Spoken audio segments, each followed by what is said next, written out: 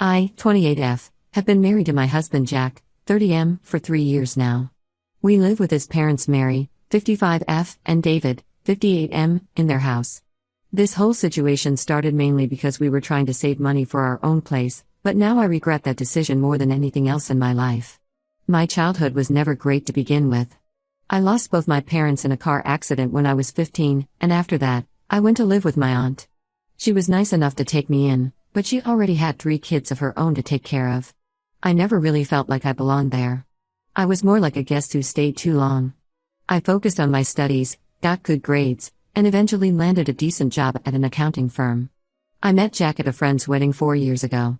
He was the groom's cousin and we hit it off immediately. Jack was different from any other guy I had dated before.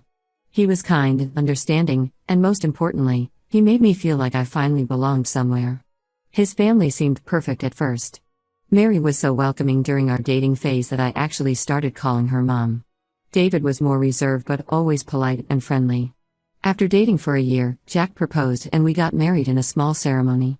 We were both working entry-level jobs at the time and struggling to save money for a house deposit. That's when Mary suggested we move in with them temporarily. She said it would help us save money faster, and we could stay as long as we needed. Looking back, I should have seen the red flags even then. She was too eager to have us move in, especially her son. The problems started almost immediately after we moved in. At first, it was small things. Mary would rearrange our room when we were at work because she didn't like how I organized things. She would redo the laundry I had done because apparently I didn't fold the clothes right. She even started cooking all our meals because she said my cooking wasn't healthy enough for her son. I tried to adapt to her ways. I really did. I watched how she did things and tried to copy her methods, but nothing was ever good enough. If I cleaned the bathroom, she would point out spots I missed. If I helped with dinner, she would make comments about how her Jack wasn't used to eating such basic food. Every little thing I did was wrong in her eyes. Jack always told me to ignore it. He said his mom was just particular about how she wanted things done and that she meant well. He grew up with her being this way, so to him it was normal. But it wasn't normal to me. It was suffocating. The situation got worse when Mary started inviting Sarah over. Sarah was Jack's ex-girlfriend from college, and she lived just a few blocks away from us.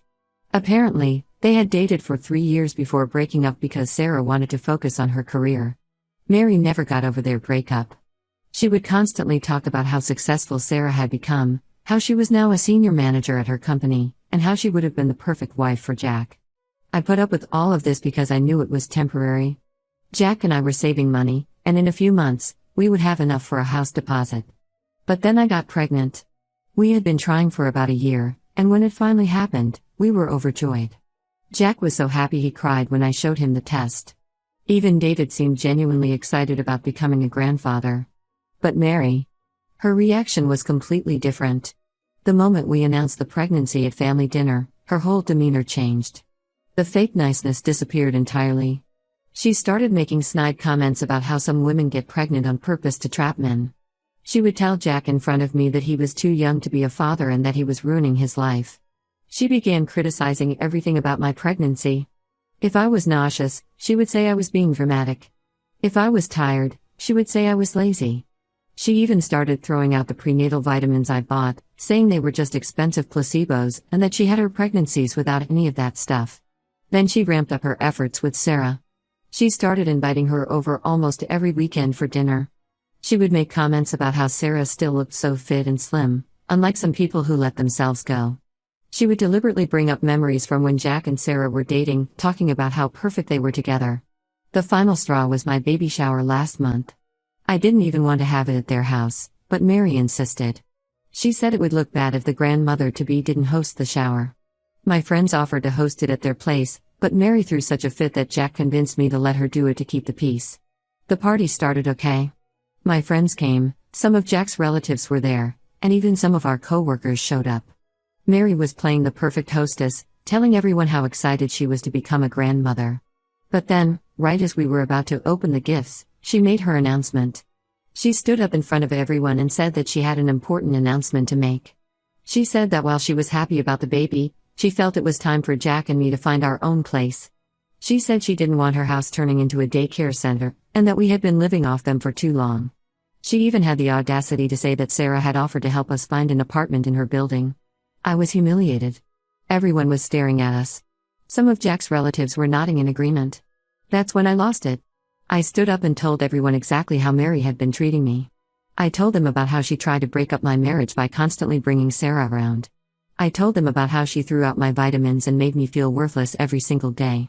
I told them everything. Mary started crying, saying I was making things up. David tried to defend her, saying I was probably just emotional because of the pregnancy hormones.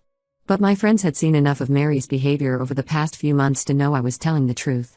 The party ended abruptly after that. People left awkwardly, not knowing what to say. Mary locked herself in her room, and David told us we should be ashamed of ourselves for ruining their reputation. Jack tried to talk to his mom, but she refused to open the door. She just kept screaming that either I leave their house or she would make my life hell. Now Jack is saying I embarrassed his family and that I should apologize to keep the peace.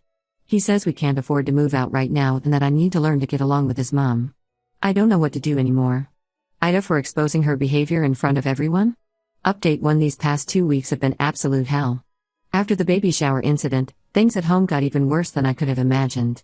Mary started a smear campaign against me that would put political mudslinging to shame. The day after the baby shower, she called every single family member who had attended the party. She told them I was mentally unstable and had been making up stories about her because I was jealous of her relationship with Jack. She claimed that my pregnancy hormones had made me delusional and that she was actually worried about her grandchild's safety with me. Her lies spread like wildfire through the family. Jack's aunts and cousins, who had always been nice to me, started calling and texting me constantly. They told me I needed to apologize to Mary for humiliating her in her own house. Some of them even suggested that I should see a psychiatrist because normal pregnant women don't behave this way. One of Jack's aunts, who is a nurse, had the nerve to tell me that she could recommend a good therapist who specializes in prenatal depression. Mary didn't stop there. She started telling the neighbors that she was worried about me living in her house because I had violent tendencies. She claimed that she had seen me throw things around in frustration and that she was scared for everyone's safety. This was a complete lie. I had never thrown anything in my life. But people believed her because she was this sweet, concerned mother-in-law who was just trying to protect her family. The worst part was when she contacted my workplace. She somehow got my supervisor's number and called her, expressing concern about my mental state. She suggested that maybe I should take early maternity leave because the stress wasn't good for the baby. My supervisor called me into her office the next day to ask if everything was okay at home. I was mortified. Through all of this, David remained silent. He would just watch everything unfold without saying a word. Sometimes I caught him looking at me with what seemed like pity, but he never stood up for me. He was completely under Mary's control, just like Jack was slowly becoming. Speaking of Jack, his behavior has been the most disappointing of all. Last night, he sat me down for what he called an important conversation. He said that while he understood why I was upset, maybe I had overreacted at the baby shower. He suggested that we should apologize to his mom to keep the peace because we couldn't afford to move out right now. I couldn't believe what I was hearing. This was the same man who had promised to always protect me and our baby. The same man who had witnessed his mother's awful behavior towards me for months. Now he was asking me to apologize to her? When I refused, he got angry and said I was being stubborn and unreasonable. We had a huge fight after that. I told him that if he couldn't stand up for his pregnant wife against his mother's abuse, maybe we needed to rethink our entire marriage. He called me dramatic and said I was trying to make him choose between his mother and me. The fight ended with him storming out to sleep on the couch. This morning, things got even worse. I was using Jack's laptop to check my email because mine was charging, and a message notification popped up. It was from Sarah. I know I shouldn't have, but I clicked on it. What I found made me sick to my stomach. Jack and Sarah had been texting for weeks. Mary had given Sarah our new contact details, and they had been talking behind my back. The messages weren't romantic, but they were definitely inappropriate for a married man. Sarah was sympathizing with Jack about how difficult I was being, and he was agreeing with her. She even offered to help him find an apartment if he needed to get away for a while to clear his head. When I confronted Jack about the messages, he got defensive. He said Sarah was just being a good friend and that I was paranoid. He accused me of snooping through his private conversations and said this was exactly why his mother thought I was unstable. I'm currently writing this from our bedroom, where I've locked myself in. Jack keeps knocking on the door, saying we need to talk, but I can't even look at him right now. I can hear Mary downstairs, probably planning her next move against me. I don't know what to do anymore. Everyone seems to think I'm the problem. Maybe they're right. Maybe I am being oversensitive. But every time I think about apologizing to Mary, I remember all the horrible things she's done and said to me. I remember how she tried to destroy my reputation and turn my husband against me. And I know in my heart that I'm not wrong. I've started looking for apartments online. I can't stay in this house anymore, even if it means struggling financially. My aunt has offered to let me stay with her until I figure things out.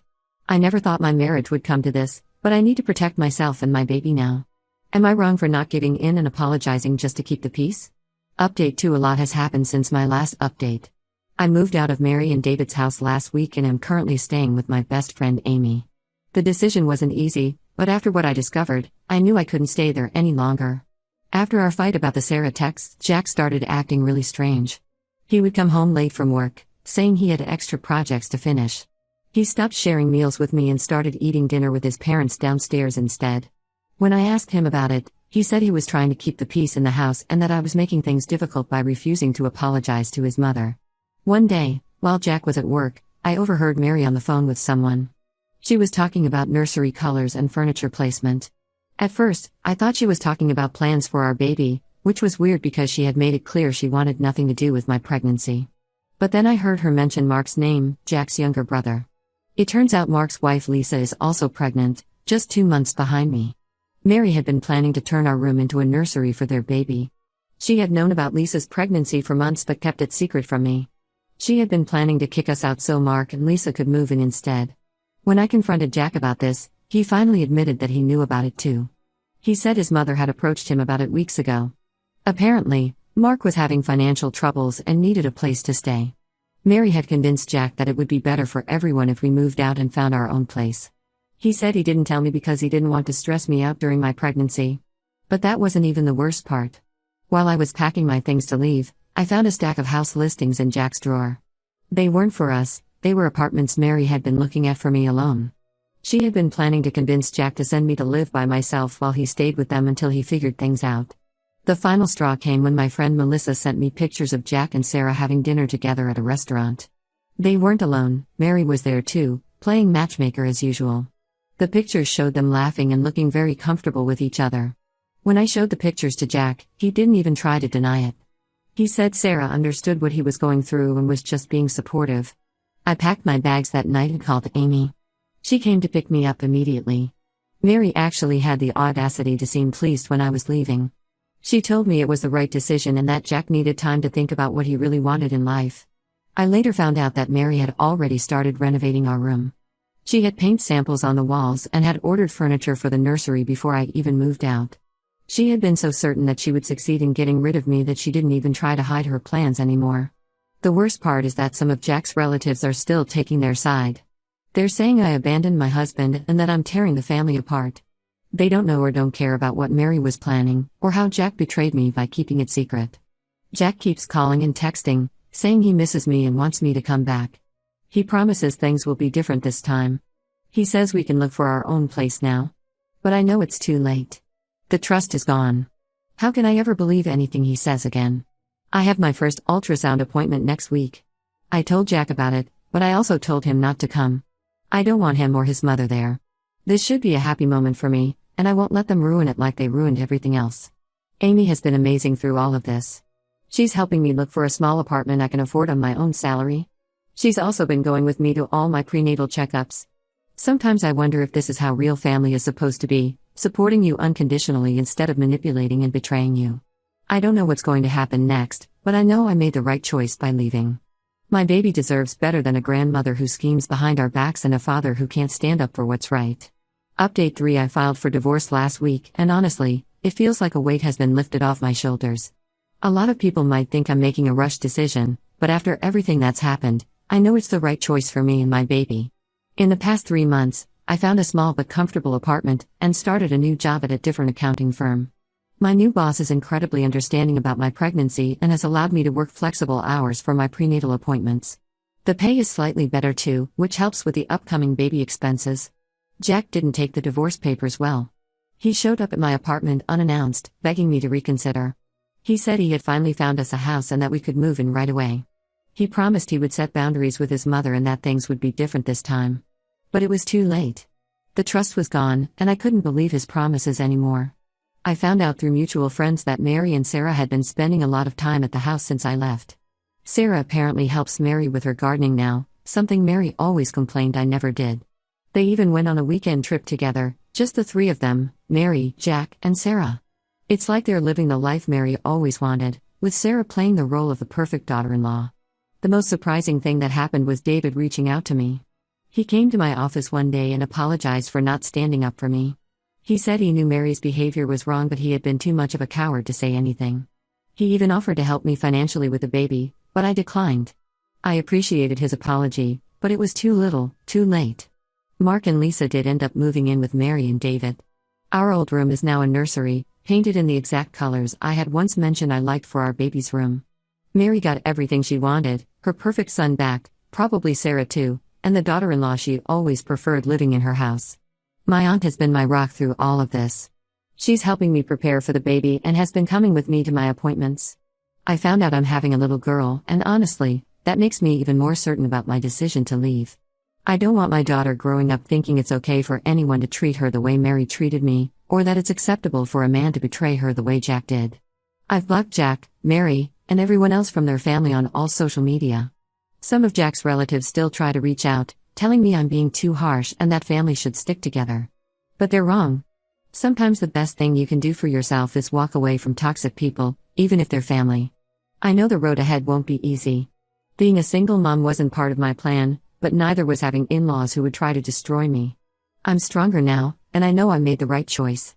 My daughter will grow up knowing her worth, and she'll never have to deal with the kind of manipulation and betrayal I experienced. Sometimes I think about how different things could have been if Jack had just stood up to his mother, or if Mary had accepted me as her daughter-in-law. But dwelling on what-ifs won't change anything.